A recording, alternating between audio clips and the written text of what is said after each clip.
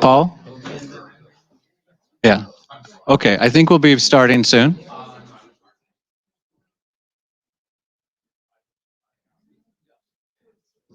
Excuse me, Paul. Oh, sorry. Hello, everybody. We're gonna get going soon. Would love. Yeah. Good to see you.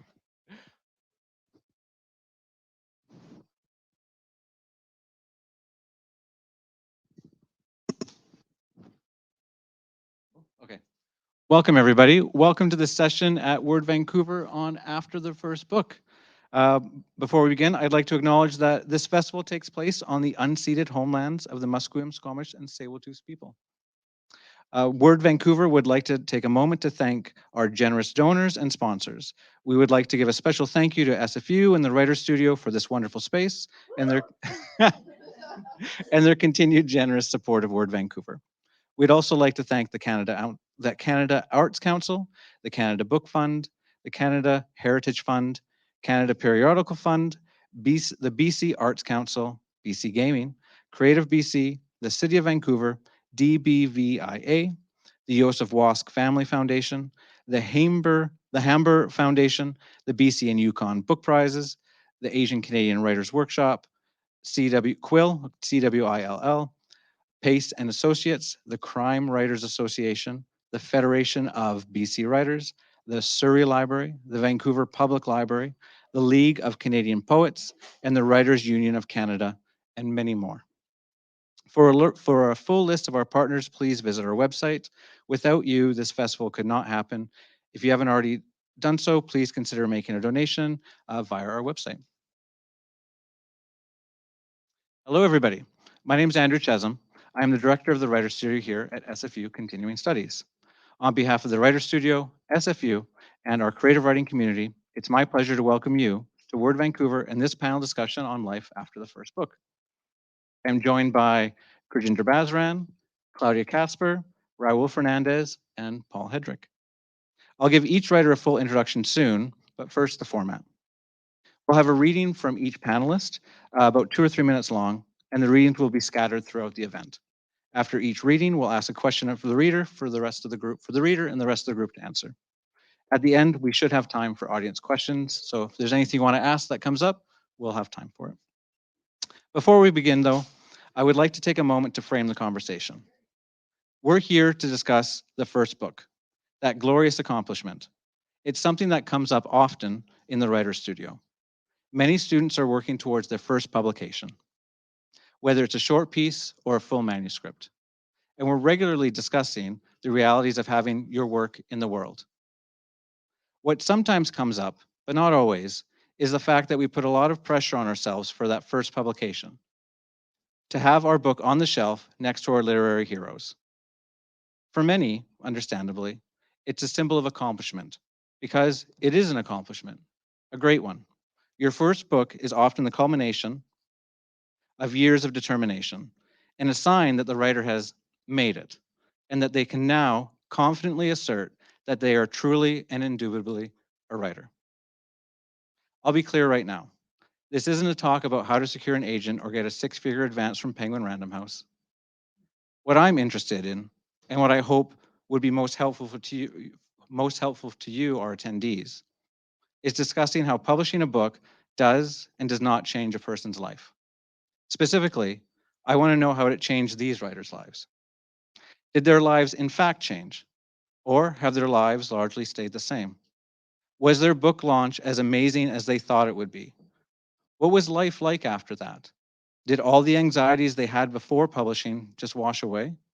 Was there a moment when they finally felt their work was solidly, immovably embedded in the literary pantheon? I'd like to know. Of course, we can talk about the logistics and the technical details of being published, but I also want to know how perceptions shift, or don't. What becomes easier and what becomes harder, both mentally and in terms of craft. I feel there's a pressure that exists in the literary field that doesn't necessarily exist elsewhere. Of course, I expect it exists in academia and other creative fields like music or the visual arts or even glassblowing. But I feel there's a pressure that exists for writers that doesn't, I expect, exist for HR managers or accountants. This is what I see as the pressure, the need, but it feels more like a requirement. The need to produce things in the field in which you work or teach, or maybe you're just passionate about. Here's what I mean. I am the director of a creative writing program, the Writer's Studio, here at SFU. Yet, I have not written a book. I've worked in literary arts for 16 years. I've worked for publishers. I've published short pieces, edited anthologies, and with my colleague Laura Farina, who's here, hi, I recently edited a book on the craft and life of publishing called Resonance. But I have no other books to my name. For me, this is a source of shame. Not having a novel or a book or short stories or a memoir, especially since the two directors before me, Betsy Warland and Wade Compton, were both highly accomplished writers with multiple publications in multiple genres. I have a friend who is an elevator technician. He builds and repairs elevators. Our kids play together. He asked me one day, "You work in creative writing. Does that mean you write?" After thinking about my reply for a moment, I said, "You know, it's weird. I do write, and I'm working on a novel. But I feel such pressure. Maybe it's a sense of urgency about writing it. I feel like I need to have a book so I don't feel like an imposter, so I can expel this feeling that I don't deserve to work in the field that I have, in the field in which I work, or have the position that I have." Do you, I ask him, feel any sort of pressure when you come home? Like when you come home, do you feel the need to practice the art of elevator making? Do you feel required at night after the kids have gone to sleep to make your own elevator? He laughed. No, of course I don't. Of course he doesn't. Why would he feel pressure to make his own elevator? Why should any of us feel pressure to do anything? Why do we put expectations on ourselves? Why do we feel we have to make things? Is it so we don't feel like imposters? That's the type of thing I want to talk about. What are these pressures that we feel? How do they affect the creation of your first book and subsequent publications? I mean, what has life been like for these authors after their first book? So, with that, I will start with Raul Fernandez. All right. Thank you all. Oh, you're going to do that. Yeah, I'll read your bio. Raul Fernandez lives with his wife and two sons on the traditional territories of the Musqueam, Squamish, and Tsleil-Waututh nations. His first collection of poems, Transmitter and Receiver, from Nightwood Editions in 2015, won the Dorothy Livesay Award and the debut Litzer Award for Poetry, and was a finalist for the Gerald Lampert Memorial Award and the Canadian Authors Association Award for Poetry. He has been published in numerous literary journals and anthologies, including the Best of Canadian Poetry in 2017. Welcome, Raoul. Thank you, Andrew. I appreciate the introduction. It's so great to be here to, yeah, come on. Oh, okay. um, I was talking with another author upstairs about uh, the joy of being able to have work alive in a room in the air, which I haven't got to do very much during COVID. And I know this talk will be mostly about having a book, but there's something really precious about a poem or a piece of work existing in the air and having this direct communication. So I'm very honored to be able to do that with you. This is the first poem in my book, and I feel like it was one of those poems that I wrote that, even though the book doesn't have a clear theme, it has a number of themes maybe running through it. This is a poem I wrote that I felt kind of crystallized what I wanted the book to do. Um, it's called By Way of Explanation.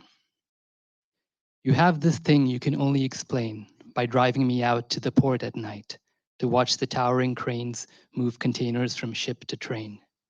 Or we go skipping stones across the mirror of the lake, a ghost ship and a bottle of blue Bombay gin by your side. I have this thing I can only explain to you by showing you a pile of computer hardware chucked into the ravine. We hike down there, and blackberry vines grab our clothes as if to say, "Stop, wait. I want to tell you something too." You have an old photograph you keep in your bedside drawer. I have this song I learned on my guitar. By way of clarification, you send me a YouTube video of a tornado filmed up close from a parked car, or a live stream from a public camera whose view is obscured by red leaves. I cut you a key to this room, this door. There's this thing, a dictionary being consumed by fire, the two of us standing in front of a Rothko until time starts again. A mixtape that is primarily about the clicks and hums between songs. What if we walk there instead of driving? What if we just drive without a destination? And there's this thing I've always wanted to talk about with someone. And now, with you here, with you listening, with all the antenna raised, I no longer have to. I'll read one more poem. This is kind of a poem about books, it's a way. It's also about having a new child and a way I work through maybe some of the anxieties and hopes and dreams for my first child, who's now 10. If you want to date things, it's called Books for the New Child. A book where a mountain appears overnight next to a village, and all the villagers are too afraid to climb it, except for the animals and the children. A book where your father and mother are planets, and you are a moon orbiting each of them in turn, and sometimes you comet away into space, a slight angle in your trajectory. A book of the world that existed before you. A man's hat blows off in a gust of wind before you. A woman washes her face in a stream before you. A cat holds a goldfinch in its mouth before you. A book on how to responsibly operate and maintain your alphabet. A book that runs on solar power, or runs on your mother playing the piano in the other room, or on your own breathing, or on your own eyes upon the page. A book that's folded into an origami crane. You don't want to open it up. No, you want to, but know that it will never fold back into the same bird. A book where no mention is made of money. A book where the stars are reachable with an ordinary stepladder, and the ocean is a postman who comes right up to your front gate, and no mention is made of money. A book about the animals that are so kind that they do not eat each other and live on sunlight and flowers in a meadow, but they are always hungry, and the book is small enough to fit in your chest pocket, and the book is thick enough to absorb a bullet. A book that explains the stages of the Earth's water cycle in detail and what that teaches us about love. A book about an elephant that wants to live at the bottom of the ocean and what that teaches us about love. A dream dictionary which won't ever be read, but whose pages are fed into the fireplace through the winter. A book about you that I'm holding in my hands right now, this late evening, pages blank as the moon sailing across the whole length of our window. Thank you for listening, guys.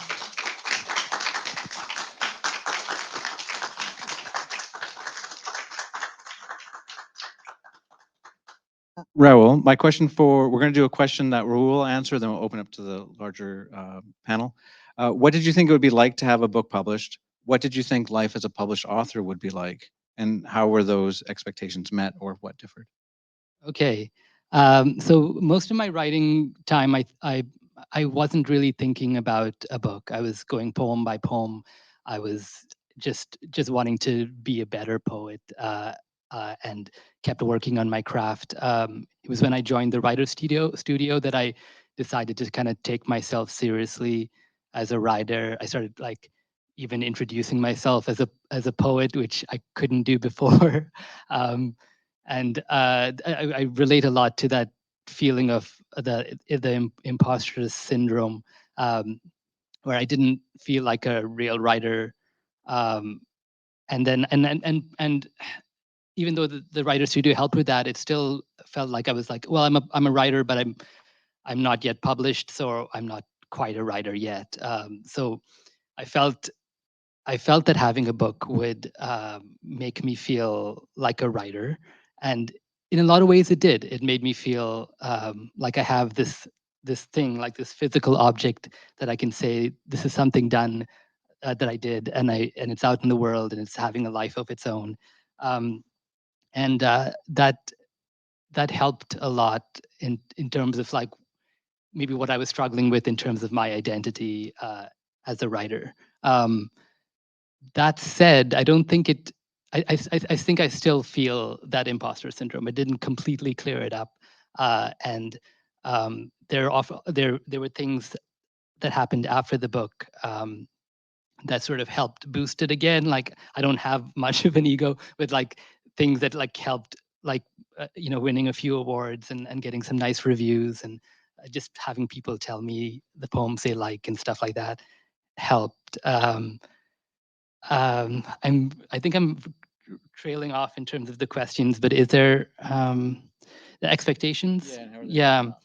Yeah, I mean, I also feel like after the writer studio and through the writer studio in a way, I got very connected with a community of poets, and at various stages in their careers. Um, and I could see what was happening with poets that had just got their book published. One friend of mine, Kayla Zaga, had got her book published like the year before me, and it was through the same publisher that I got accepted through. So I was kind of like paying attention to what was happening with her. I'm like, oh, these are the kind of things you're doing after having a book. These are the places you're getting invited to. These are the awards you're being like, look, they're considered for. So I kind of had this sense of like, oh, this is kind of like a path that might happen um, with seeing the people in my community and what they were going through. And yeah, I feel like I've talked Yeah, a that's lot. great. I'm gonna see what these wonderful writers have to say. Anybody wants to? I really relate. I think that first book was about being able to claim that I was a writer. Prior to writing it, I'd never written anything, not a poem, not a short story, and I'd had nothing published. I came into the writer's studio with 20 pages and an idea. Thankfully, Betsy Worland saw something and accepted me into the studio. Um, and while I was writing, I had a young family and a full time job, and I got the sense, nobody ever said it, but I got the sense that everyone around me was probably thinking like, "What is she doing? Why is she doing this? She's got 2 small kids, full-time career, mortgage. Why is she going to school at night, being a writer? Why is she staying up all night writing?" And so when it became a book, it legitimized it for me, but it was also something I could hold up and say, I'm not crazy." It came to something, but I think also even if it came to nothing, even if it was never published, even if it was just finished, I would have felt that some sense of that same accomplishment, of it being completed and legitimizing my efforts. And some of that was my efforts out of the home, as opposed to just being solely focused on being a mom and raising my children. So that was definitely an expectation met. Um, my life didn't change too much after. Um, I had a great publisher. I got to read a lot. It was great to have an audience. And it didn't change a lot until it won an award. And then I got an agent, and then it was republished more widely. Um, and that is not a normal experience. And I know how fortunate I am not only to have been recognized with some kind of award, but just to have it republished and have a publisher that was willing to resell the rights to a larger publisher because she knew it was best for me. So that was kind of my experience. And as I said, I know it's not the usual, but it certainly superseded any hope I had for myself in terms of what that book could mean for me. Yeah. Can you just repeat the question? Just wanting to know what expectations you had leading up to your first publication, what was met, what expectations weren't met, how was reality different from what you were thinking? Um, okay, so I didn't have any expectations other than a little bit that thing of having the book with the books that I've had been reading.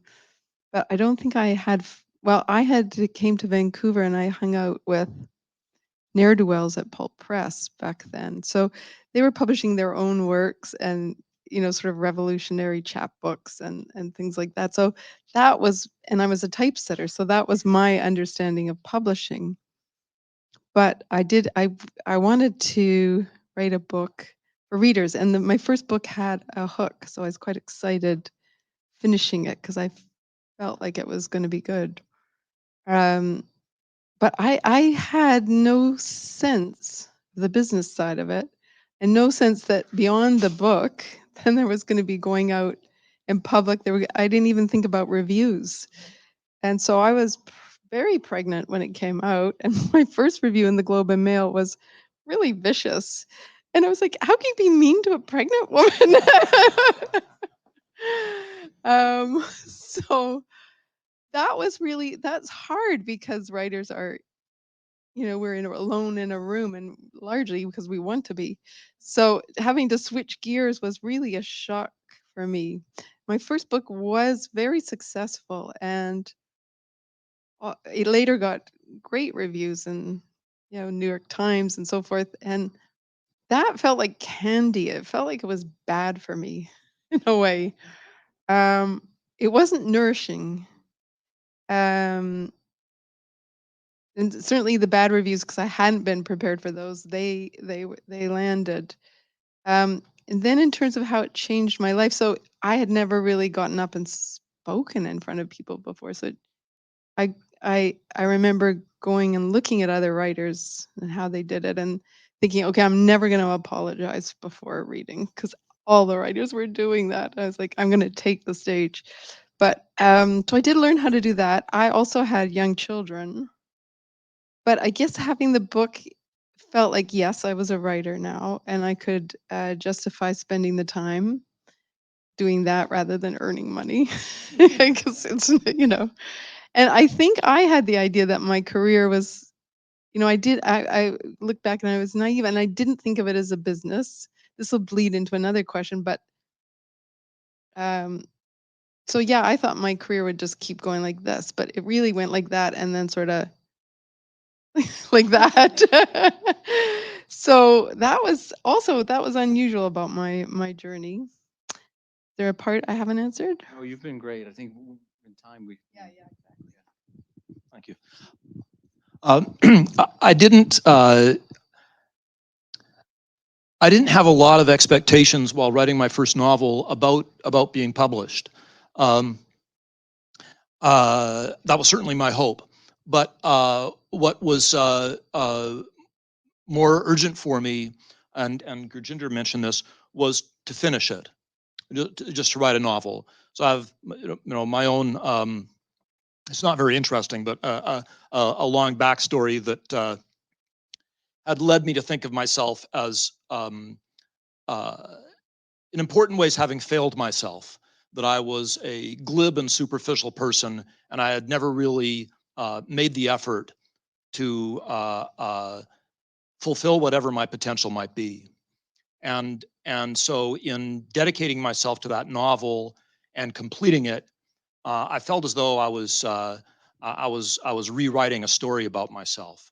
And my expectation was that on finishing it, I would feel better about myself for that reason. And that it met my expectations. Even before I found a publisher, I thought, well, this is the best you could do, Paul. You've put yourself into that. You haven't cheated yourself the way you did for so long. The book had some lovely reviews and some lovely attention, and that was great. But I wasn't really that focused on it. Um, I was working full time at the time and didn't plan for that to change, so I wasn't expecting any significant financial reward. My colleagues, I was teaching at Langara College, and my colleagues were tremendously supportive of my book when it came out. That was a surprise and very, very gratifying. It felt very generous. So that wasn't one of my expectations. It was a mild surprise that some of the people who are closest to me clearly felt a little bit awkward about my having published a novel. That was interesting. Thank you. Okay, we'll move on to Gurjinder for a short reading. Gurjinder Basran is the award-winning author of 3 novels: Everything Was Goodbye, Someone You Love Is Gone, and Help, I'm Alive. Her groundbreaking debut novel, Everything Was Goodbye, was the winner of the Ethel Wilson Fiction Prize and was listed on many must-read lists, including Chatelaine Magazine's Book Club Pick and CBC's Writers to Read.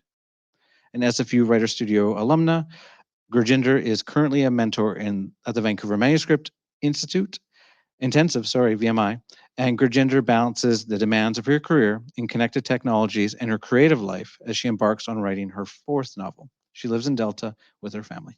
Gurjinder. Thanks. I'm going to break from the theme and not read from my first book because I feel like it got read so much. You know, pre-COVID, you got to go on book tours, and same with my second novel. And this third novel was published early this year. And I don't have a lot of opportunities to read aloud, so I'm going to take the opportunity today. So this is a short excerpt from Help, I'm Alive, about a boy named Anik who hasn't left his home for months. Most days, he can't even remember where he was going or what he wanted. He hadn't meant to stay locked away, but his room felt safe the way nothing else did. He couldn't explain away the fear, the anxiety, the way it crawled on him like 1,000 thin-legged spiders. There was no reason for it. And since there was no reason for it, there was no solution for why his life, without warning, had stalled. At first, he blamed it on the long winter, gray days and tin skies. But even with spring brushing into the frame, he still choked up like an engine turning over, coughing and sputtering, a failure to ignite. Pavan was the first to realize something was wrong. He wasn't excited about studying music, even though it used to be all he'd ever wanted. His grade slipped, and he flunked a semester and then didn't bother showing up for the next one. He stopped playing the piano in any meaningful way. He abandoned the classical standards and tuned his ear to the beautiful melancholy of minor chords. He'd strain his ear to the ivory to hear how a note seemed to puncture the air and disappear, the same way a spark of light dies in the dark. Sometimes he'd open the top of the piano so he could feel the vibration coil through his ear. Pavan, recognizing the signs of depression, took him to a doctor who prescribed antidepressants and therapy. Neither worked for him, not really. He remained numb, sick of himself, his anger turning inward, the beginning of his self-imposed exile. At first, he likened it to a meditation, like the Buddha who sat under the Bodhi tree for 49 days in search of enlightenment. He too was on a spiritual quest. While sequestered, he read his mother's copy of The Art of Happiness by His Holiness the Dalai Lama and every other text about spirituality or religion on their bookcase. She had dozens of books on philosophy, monotheistic movements, and New Age basics like Eckhart Tolle's The Power of Now. He devoured all of her self-help books from the classics like Man's Search for Meaning to the dumbed-down Chicken Soup for the Soul series. It was hard for him to believe that his mother had ever read them. She's a hard-shelled pragmatist, prone to mini meltdowns when things don't go her way. He couldn't reconcile her with someone who'd tried yoga, meditation, and mindfulness, who read theology, dogma, and New Age bestsellers. But there it was, bookshelves of proof of her longing for wisdom and purpose, which clearly he'd inherited. Hope. That's what they were both after. In so many of the books, gratitude and happiness, or happiness through gratitude, seemed to be the pursuit, the goal, and the measure. Anik found that hard to believe. Happiness is birthday cakes and Santa Claus, a word for children who don't know any better, or for people who are content with the con. But in his reading, he learned that happiness was not to be confused with pleasure, and that subtle distinction was what pulled Anik in and put him on a spiritual quest in earnest. Like all good quests, there must be a purpose, a profound cause, a question for the hero's journey. For him, they were one and the same. Why?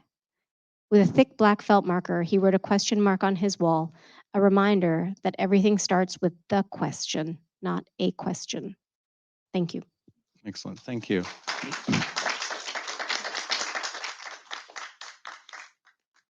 Thank you for that. And just in the interest of time, I think I'll ask you a question. I'll let you answer it, and then I'll move on to Sure. the next reader. So after the publication of your first book, Did you immediately start writing your second? And I think the more general question is, do you immediately start on the next project after finishing the last one? I don't immediately start because I don't write all of the time. I think I immediately start thinking. I have ideas percolating, and they may percolate for years before I actually put a pen to paper. So I don't think I started writing the second book, actually writing for 4 years. But by the time I did start writing, it was almost done in my head. And so the same thing was true with Help I'm Alive. Once I did start writing it, it was done in uh, a year and a half. Um, so, and I think that's partly because being at work, I don't have a lot of time to write. So in my downtime, I'm just always thinking about writing and thinking about what comes next. Um, so no, I don't start writing, but yes, I'm always thinking about writing. Yeah. Well, at least at least something has held my attention for long enough, like an idea or a character. There's somebody I want to follow. And so while I'm doing dishes or while I'm walking the dog or between meetings, I might be thinking about how they talk or how they move. And I just hang on to it until I have the time or just the motivation to sit down and do it. Mostly, I think anything worth remembering, I can remember. Like I don't map it out in terms of this is chapter 1. Like I have a general sense of this is where it's starting and there's movement. Usually I have the first quarter and then I just follow them. Excellent. Oh, yeah. Yeah. Or if you want to read at the same time, we can do that. Yeah, I'm happy. Yeah, I'm easy. Okay. Did you want to add, does anybody want to add to this answer to this question about how quickly you get on the second book or the subsequent? I think that each time I've gotten on the next book before I found the publisher. Right. The previous one. Right. Sorry, you hear that? They all heard it. Okay. Okay. Well, how about we move on to, we'll hand it over to you. I'll ask you a new question. Sure. A new scary question. Yeah. Yeah. Okay. Great. Okay. But let me first, can I at least read your bio? Yeah. Yeah, okay, great. Okay, Claudia Casper. Claudia is the author of the Mercy Journals, winner of the Philip K. Dick Award, and the bestseller The Reconstruction, and The Continuation of Love by Other Means, a finalist for the Ethel Wilson Fiction Prize. Her creative nonfiction has appeared in Drop Threads, edited by Carol Shields, and Marjorie Anderson, and Geist magazine, among others.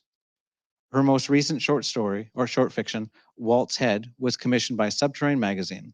Claudia teaches speculative fiction at SFU's The Writer's Studio. Claudia, so my question for you is, when you were writing your first book, how present was the thought of publishing for you? Did you have it as a goal as you were writing? Um, and if you didn't, did that change for your second book, the thought of publication and what you would do with the piece as you're writing it? Um, I think I did because I remember feeling that the idea of my first book, which is a woman making a reconstruction of a human ancestor 3.5 million years old, and the connection between these women, and feeling like it was really hooky. Like, so I had a sense of urgency writing it. Um, I didn't know enough to fantasize quite enough about the writing of it. I mean, the publishing of it. But once it was published, the second book was right of first refusal. So I thought it would get published for sure. This isn't the question about the second book, though, or is it? It can be that question if you want. So the because you're exposed with the first book, when you're writing the second book, you're aware of all the exposure that's about to happen. So it did change the writing for me, and sadly slowed it down a little. I think I became more perfectionist. Right. Um, so yeah, you have a different sense of the audience. That being said, the thing that is pure in this activity we do is the relationship between the writer and the reader. And I hungered for that relationship with each book. You get so excited to have someone read your book, and then you don't really hear from people who've read your book, but that's where the exciting part really is.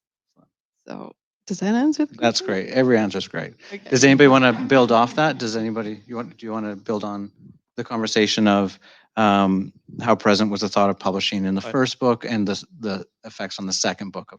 My first and second books were sort of written at the same time. Yeah. And the publishers divided them up into 2 books. So it was a unique situation. In a way, then my third book felt like a second book. And the pressure I felt there, and I remember telling you about this at the time, Andrew, was simply that I was teaching. I was teaching creative writing. And I wasn't having much success finding a publisher for the third book. And the pressure I felt was going on teaching creative writing while every publisher in the country was saying thanks, no thanks. And so I felt that pressure. So I was relieved when I published the third book. Andrew, I do have a reading that I would particularly like to share Love it. with this audience. It's Yeah. not long. Yeah, that's great. Yeah. Can I You'll read your understand why I want to. Can I read your bio first? Sure. Yeah. I'm big on bios. I'm like Paul Headrick. Paul's first novel, That Tune Clutches My Heart, was a finalist for the Ethel Wilson Prize, the BC Book Prize, which is the BC Book Prize for fiction. His short story collection, The Doctrine of Affections, was a finalist for an Alberta Book Award. Stories from that collection appeared in the Malahat Review, the Antigonish Review, Event, and the Journey Prize anthology. His latest novel, Losing Shepherd, was published by Signature Editions this spring. Paul's literary studies took him to Montreal, Toronto, and London, England, before he resettled in his hometown of Vancouver. He taught English literature and creative writing for many years at Langara College, as well as giving short story workshops at writers' festivals from Denman Island to San Miguel de Allende in Mexico. He currently teaches a graduate novel and memoir workshop with SFU's The Writer's Studio. Paul. I've got news, said Taylor. So tell me. Taylor sighed. So tell me. We were drinking at the Billy Bishop, the Legion down in Kitts Point, after a quiet walk along the beach. Quiet mainly because I'd lost the ability to hold a conversation. Earlier that week, I'd heard from yet another agent unwilling to take on my second novel attempt. It looked to be sinking as the first had. Taylor knew that, of course. The agency contacted me today, said Taylor. I've got a deal for an earlier encounter. Really? Wow, perfect timing. I'm sorry. You don't have to apologize for getting a deal. How big? Gordon. How big? How big? A lot. Wow, really? A lot. That's a lot. No question. Congratulations. Okay. All right, I'm sorry. Congratulations. It should be a lot. It's probably not enough. It's a great novel, really. Congratulations. I got up and gave him a hug. Thanks, he said. Look, in a few weeks, I'll be happy about this, probably, okay? It was his second novel. His first, Heart City, was startling good, a magnificent debut. Everyone agreed. An earlier encounter was another step, a knockout. Taylor had finished a beer quickly and was on to a second. He's twice my size and can hold his booze better. He turned sideways from the table to stretch out his legs, took another long swallow, and then he tried one of his inclusive smiles. I loved his smile, like everybody, but he couldn't sustain it. I'm not sure what to say. You don't need to say anything. I've got 2 points. The first is that I believe in you. Our careers might go at different paces. Maybe I'll do better with my next and again with the next, and you'll continue butting your head against the wall. Yeah, I know, not just the publication stuff, but aesthetically, what we agree on. But I'm very confident that you'll get there. You'll write something that we'll both know what it is. You'll write a great novel. Well, I'm beginning. Let me finish. I'm very confident, but I might be wrong. I could be. So the second thing I want to say is that I need you. I need you not to change. When you speak to me, you know that I know you're brilliant. You can't betray this in yourself. I excused myself and took a trip to the men's. You bridges and your sudden exits, said Taylor on my return. Really, only my mother and I had this habit of ducking out when the warmth got heavy. It's a little difficult for me. Okay, I accept what you say, thank you. But I'm finding it a bit hard right now to start up again. Attempt number 3. It's not offering itself to me. He turned around to face me and pulled his chair toward the table. I don't know, Gordon. Could you try something different?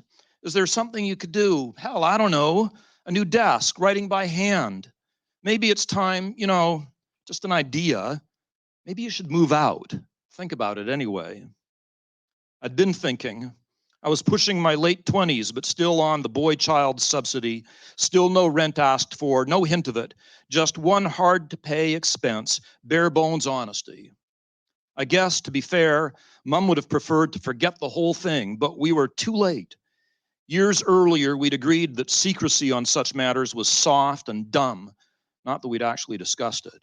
The point got reiterated with each of her flat announcements about articles accepted or rejected, her insistence that there be no emotional deal here, just professional markers of persistence. So I finished it. I sent off my first novel. I heard back. It's a no. I got another no, and I've sent it off. It's better. We'll see. I heard back. She didn't wince, made no sign, but still, her intense effort to remain impassive, so clear. I looked at my beer. If I moved out, I'd need to come up with rent money, less time for more working, less time for writing. Perhaps you're right. My writing will develop a new maturity if I alter my juvenile circumstances. I can see a phrase like that in the inevitable biography, the story of my early struggles on the way to literary triumph. I don't know what else to suggest. I was just thinking, like I said, something new. Something new, sure. Primal scream therapy, prayer, maybe self-mutilation. Could I do it? Certainly. I'd hack off a hand if I thought it would get me an agent and a deal. Excellent, thank you.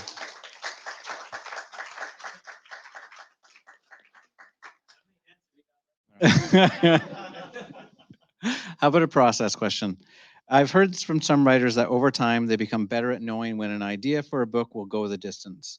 That they no longer have to write large swaths of a piece before they can tell if it will sustain their interest for the time it will take to complete it. Is this true for you? When do you know if a project you're working on is good? And I'll open it up to others after. Yeah. I feel it's good when I know how the narrator sounds. So unlike Gurjinder, I don't have much planned. Sometimes more, sometimes less. But when I'm confident in the narrator's voice, that's when I'm confident that I'm onto something. I wrote short stories before novels, so for me, it's very clear whether something's a story or a novel. And I realize I don't know, I don't like being bored. So each novel has been a completely different journey. But yeah, I've never doubted that the next idea was the right one, because you kind of get it while you're working on the one you're working on. You're like, oh, that's what I'm going to write about next. And then if it stays, that is the one. Ditto. Yeah, I think if it can hold your attention long enough, it's something.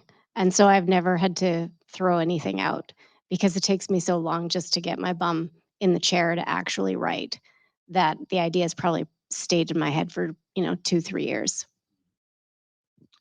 Yeah, for me, because I don't write books with a clear theme or something to hold it all together, I'm really going very small, poem by poem.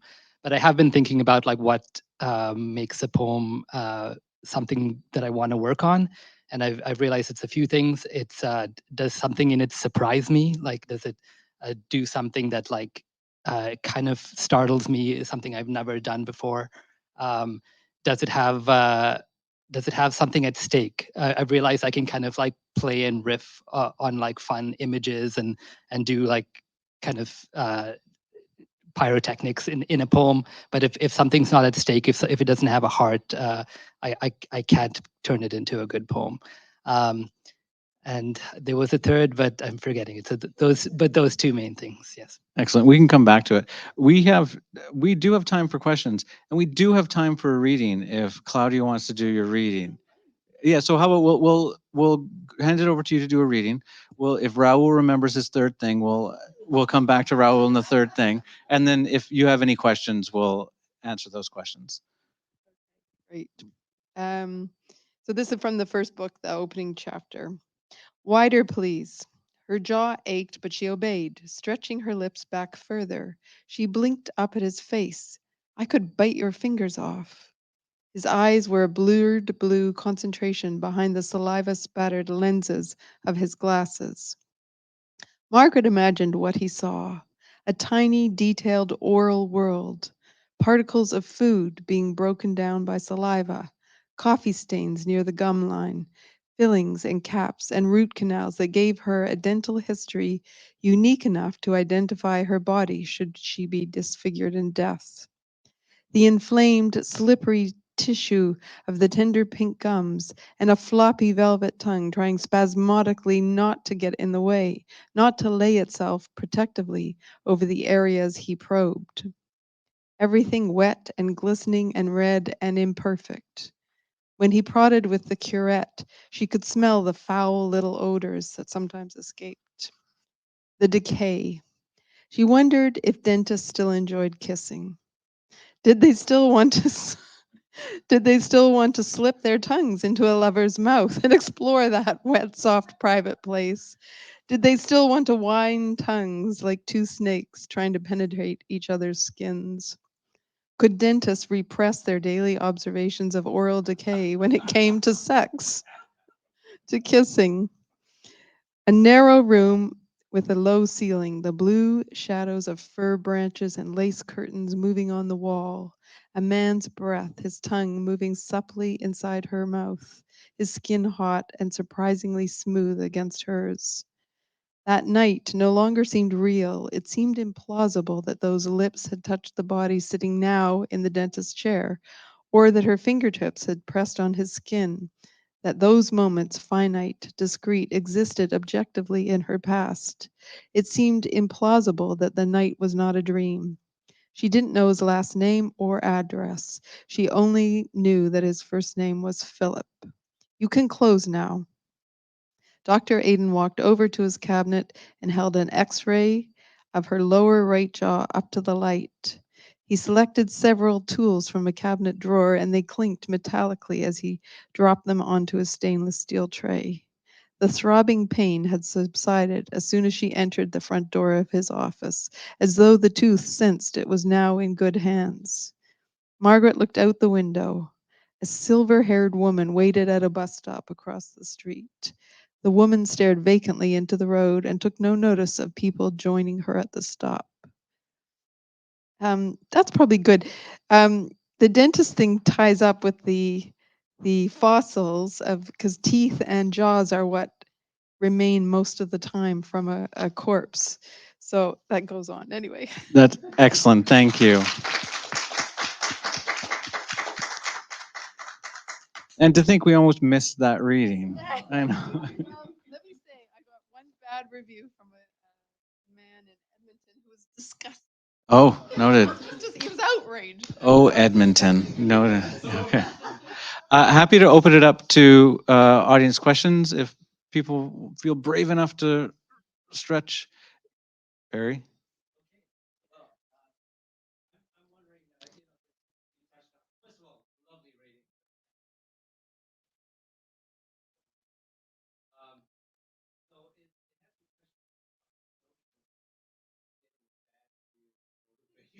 To write that next book. I'm just curious. I've written a book. I've got lots of.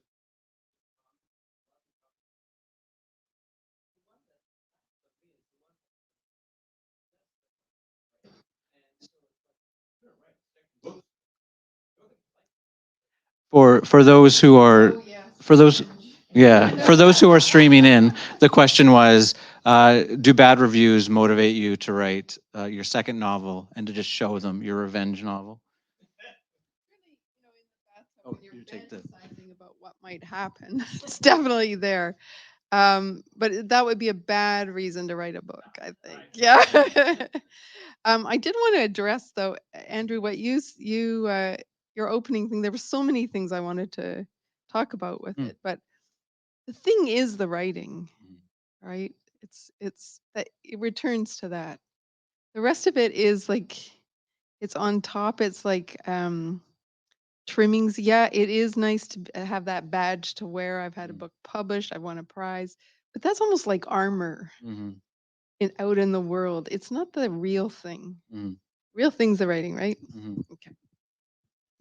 I think the bad reviews really do sting. I think it's just best not to read any reviews, anything. I've banned myself from Goodreads. I've changed my password so I can't read what any readers write about anything I write.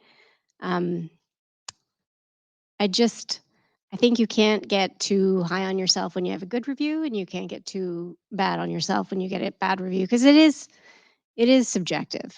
It might just not be a book for them, because I do think if you have published something, especially if it's literary fiction or if it's in the lane that you're in, it passed the test. It's good enough to be published, and it takes a lot to get it published. So if someone doesn't like it, or says some really mean things, and sometimes they do, and you wonder if they were like drunk when they wrote these things, um, you just realize it wasn't for them, and that's okay. Yeah, I've mostly the reviews I've gotten have been pretty good with a few criticisms sprinkled in, and usually when there's criticism, I'm usually have the sense that, oh, I've thought of this already. I've already put this on myself. I know, like I'm basically the my worst critic, so I've already thought of everything I'm doing wrong in a poem, or the things that are problematic. But I like I kind of like the idea of a revenge thing, but in the way of like, if they disliked something, to go really deep into it, like really amp up. Yeah, yeah, I think that would be a yeah. I mean, I wouldn't advise doing it for a full book, but I would maybe like write a poem that was like went really deep into what they criticized, just as a fun prompt. That's great. Did you want to jump in with anything? One of my favorite reviews was a critical review that I got, and I just liked it because it was really smart, and it took the work seriously, and its criticisms were true to what I was trying to accomplish, and and I liked it. It was rewarding to have been read that way, and it wasn't a mean review, but it was certainly critical. And other critical reviews, I've just thought, well, it's stupid. That people will say stupid things. People say stupid things in praise of the novel. But for instance, what you read uh, is beautiful, but it's also funny.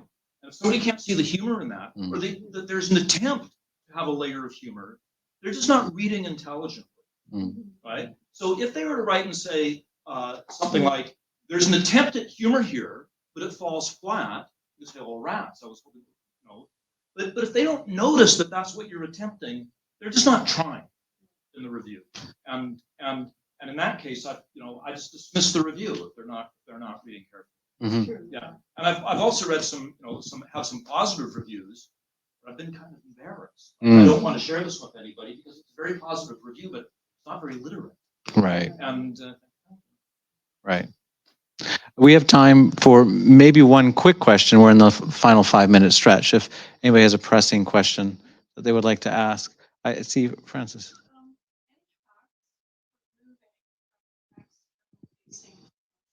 Mm.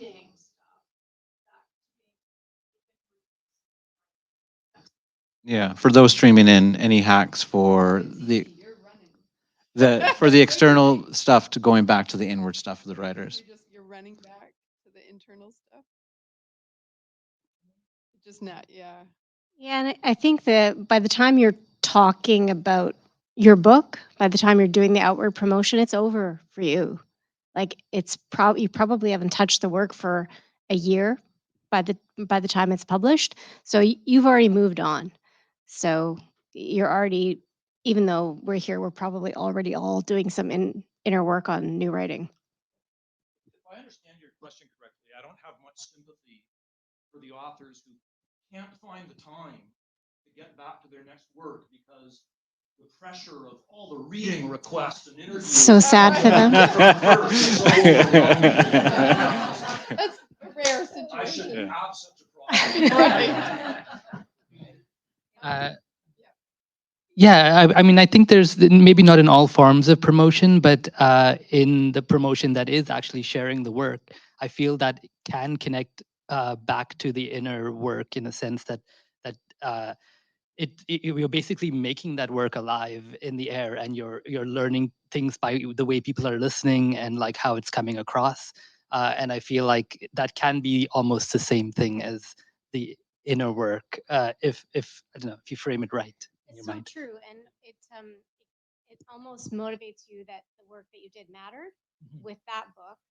So better get on the next one, because if it mattered to 5 people, 1 person, 5,000, it was worth it. Excellent. Any final comments? Last thing, do you want? did have a question in there about advice. Yeah. Anybody want to have one last piece of advice in these 2 minutes we have left? Yeah, so It's for the people streaming. oh, Yeah, that's okay. really sorry. So mine is if I look back on my life and that first publication, I do wish I had known a little more about the business side of it, and that I'd understood that it was a business, and that I had let that inform kind of my creative planning for my life, because I didn't understand that part. And there's always a tension in this thing we do between the business and the art. So that is the thing to pay attention to, I guess.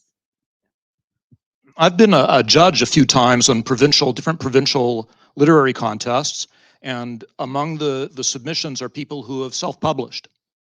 So you read a stack of books, major publishers, small publishers, self-publishers, and the ones that have self-published, I've routinely found that there's a lot of talent here and a lot of ability and interesting stories, and if I could have spoken to that person who was deciding to self-publish, I would have said, take another year.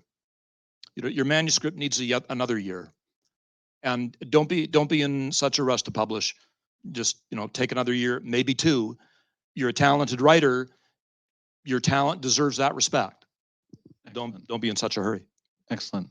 Yeah, just as a quick aside, there was an article about Leonard Cohen's Hallelujah. Mhm. It took him 10 years, that Yeah. song. Yeah. Well, I think that's time. If we can have a final round of applause for Raoul, Gurjinder, Claudia, and Paul. Their books are available out in Iron Dog Books to purchase. They may have copies for sale here, and they'll certainly be happy to sign anything you give them, especially if it's a check for them. So thank you, everybody. Thanks for the lovely panel. Yeah, thank you. Thanks, everybody.